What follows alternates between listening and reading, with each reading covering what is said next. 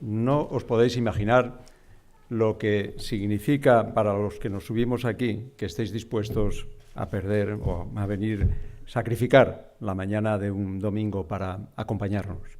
Pero yo hoy no quiero hacer aquí un meeting al uso, sino una reflexión con todos vosotros y también un reconocimiento a una persona que todos admiramos. Yo desde luego lo hago mucho, que es Alfredo Pérez Rubalcaba. Muchas gracias por estar aquí.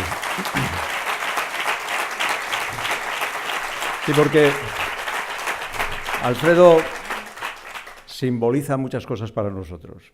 La inteligencia política, y no solo la política, pero la inteligencia política, que escasea mucho, y la lealtad. Él ha sido siempre leal a sus convicciones, a su partido, a sus votantes y a su país. Y cuando esas lealtades han entrado en conflicto, que a veces pasa, ha puesto siempre a su país por encima de todo lo demás. Gracias, Alfredo, por estar aquí en un momento muy complejo, muy difícil de la política, tú lo sabes bien, y en un momento en que vamos a decidir nada menos que los gobiernos municipales, aquí, en Llanes, y en Ribadesella, y en Oviedo, en Gijón, en Tineo, y el gobierno de Asturias. Y lo vamos a hacer en un contexto extremadamente duro. Hasta ahora hemos estado combatiendo a nuestro adversario tradicional, a la derecha, a los que promueven, a los que impulsan, a los que se benefician de la desigualdad. Y en esas condiciones tan difíciles hemos desplegado nuestras banderas, la bandera de los servicios públicos, de la justicia social, del estado de bienestar, y lo hemos hecho con éxito, con sacrificio, sí, con sacrificio, sin miedo, sin dudas, pero puedo afirmar hoy aquí que con más éxito que en ninguna otra comunidad. Hemos defendido el estado de bienestar y hemos defendido la política. Queremos defender la política de sus dos grandes adversarios. Los dos grandes adversarios son la corrupción y la simplificación. La corrupción sí, porque hoy o combates la corrupción o acabas formando parte de ella. Y para combatirla hay que tener coraje para enfrentarla. Y tener coraje, solo tienes coraje cuando no tienes miedo a lo que digan o a lo que sepan los corrompidos. Cuando temes menos a la palabra de los corruptos que al silencio de los honrados. Cuando puedes dar un golpe duro, seco, helado, si el asunto está suficientemente claro, o apartar a un cargo público si se abre juicio oral cuando no lo está. Pero hoy sabemos que no todo el mundo actúa así y que hay en España una lista de más de 700 personas implicadas políticamente con patrimonios ilícitos que han aflorado como consecuencia de la amnistía fiscal. Y la pregunta es si podemos convivir con eso. Porque yo he escuchado a Rajoy decir que en un país serio una lista así sería un delito, publicarla. Han cambiado muchas cosas con su mayoría absoluta y muchas leyes. Yo lo que creo es que en un país serio y en una democracia asentada, con millones de ciudadanos golpeados por la crisis, el delito no es callarla. No, el delito no es callarla, no publicarla. Es decir, sería un delito de silencio y sería una ominosa demostración de cobardía. Y demostraría, si no se quiere descorrer el velo de esa sospecha y de esa impunidad, que el Partido Popular tiene más miedo a la verdad que decisión y valor para enfrentarse a ella. Y entonces tendríamos que elegir que ese partido no es solo lo que ya sabemos que es, un riesgo, un peligro para los derechos sociales y para el estado de bienestar, sino también una amenaza para la salud democrática de esta sociedad. Sí, hay que combatir la corrupción y hay que combatir la simplificación. Nosotros, y lo ha dicho José Manuel, nuestro adversario es la derecha, pero somos el adversario de todos los partidos. Y el PP nos ha cargado con todas las culpas. No somos competitivos, consumimos demasiado estado de bienestar, aumentamos los impuestos. La herencia recibida ha sido el paraguas que les ha cubierto de todas las tormentas durante estos 4 años. Pero es que el mercado de la culpa nos tenía reservada todavía alguna sorpresa, porque los guardianes de las esencias han aparecido y dicen que somos un partido acomodado, que no tenemos nervio, que no tenemos fuerza, que no tenemos capacidad de transformación. Y quiero recordaros que eso ya lo habíamos vivido otras veces a lo largo de la historia del partido.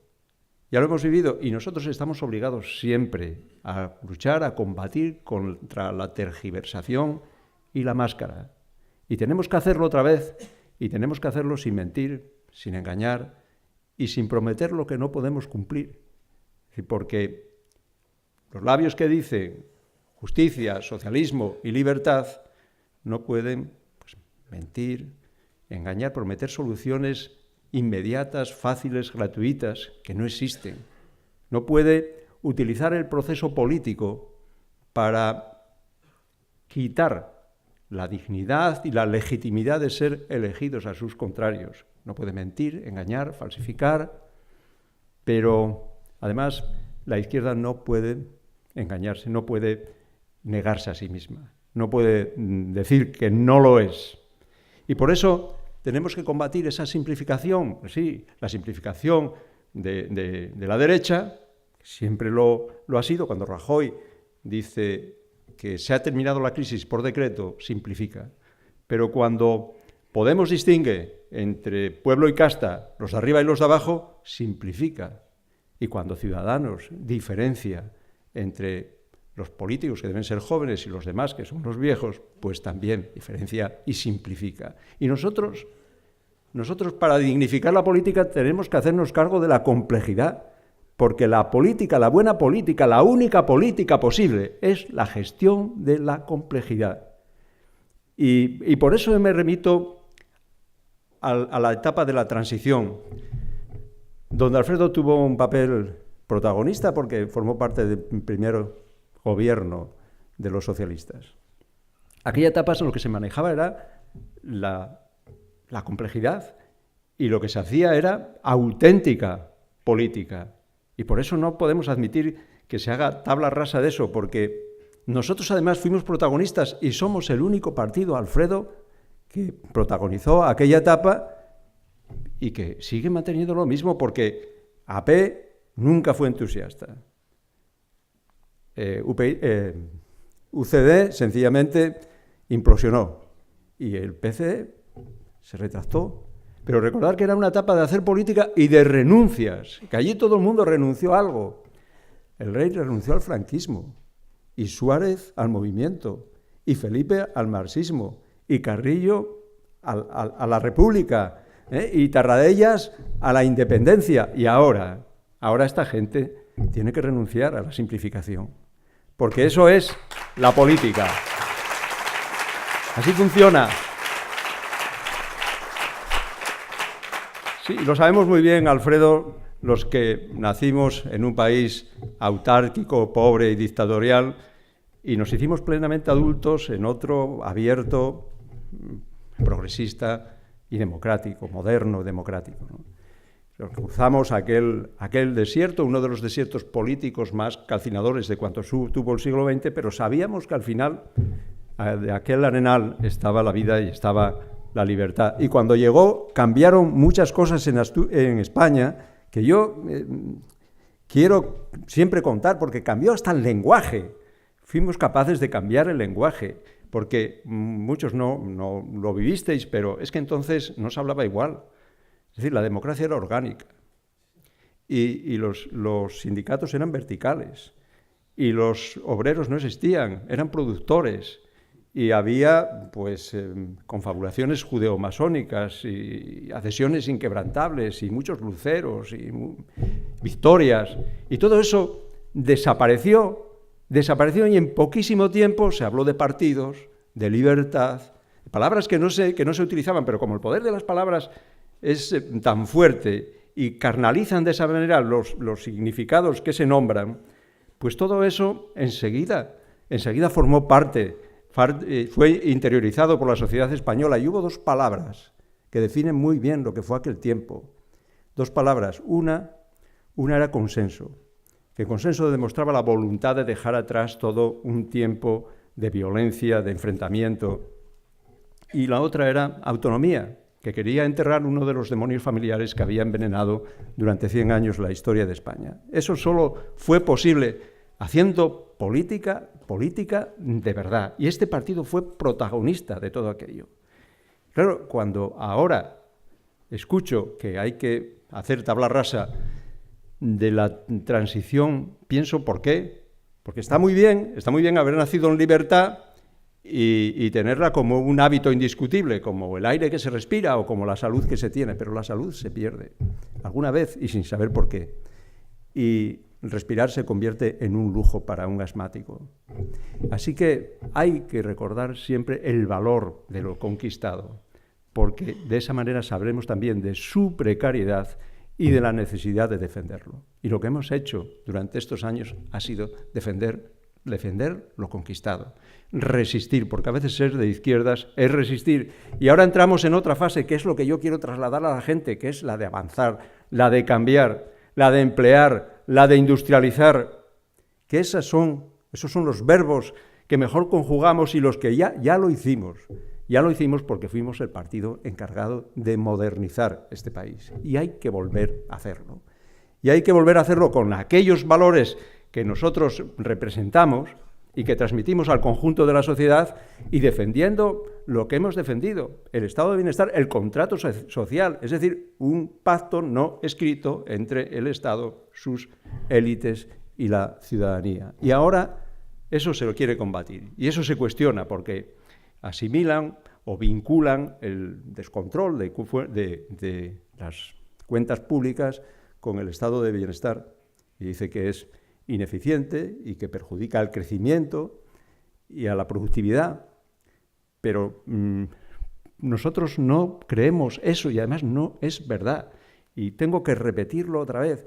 Los creadores, los investigadores, los emprendedores, toda esa gente emprende mejor, investiga mejor, innova mejor en sociedades que tengan sistemas públicos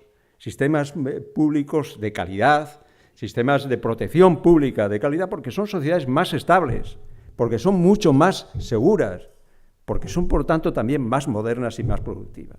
Y eso tenemos que defender la idea de que solo nos ocupamos del estado de bienestar y que eso actúa en contra del progreso del futuro y, en definitiva, del crecimiento y del empleo, porque son absolutamente complementarios, porque los emprendedores y los creadores son, sobre todo, en fin, son cuerpos también, son cuerpos y son mentes. Lo que más y mientras sigan juntos los mentes y los cuerpos, pues, oiga, prefieren estar en sociedades más humanas, más habitables, más vivibles y más solidarias. Y eso tenemos que defenderlo, la idea de que se trata de una inversión y no de algo anticompetitivo. Y aquí en Asturias lo hemos demostrado, insisto, ahora nos toca avanzar y decir a toda esa gente progresista, porque este es un partido, sí, obrero, pero nuestro universo no solo incluye obreros, sino también profesionales libres, pequeños empresarios, empleadores, burócratas, creadores, investigadores, esas figuras centrales del nuevo paradigma productivo. Bien, pues yo lo que les pido hoy a todas estas clases medias es que formen parte de nuestra mayoría de progreso, porque digo progreso y la única manera de progresar es que exista estabilidad y gobernabilidad, y el único partido que puede hoy garantizar la estabilidad y, por tanto, la gobernabilidad en Asturias, os aseguro que es el Partido Socialista Obrero Español.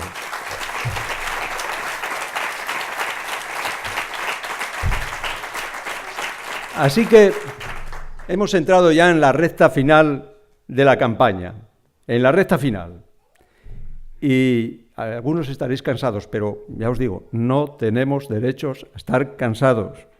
Hay que disfrutar con el esfuerzo y hay que trabajar.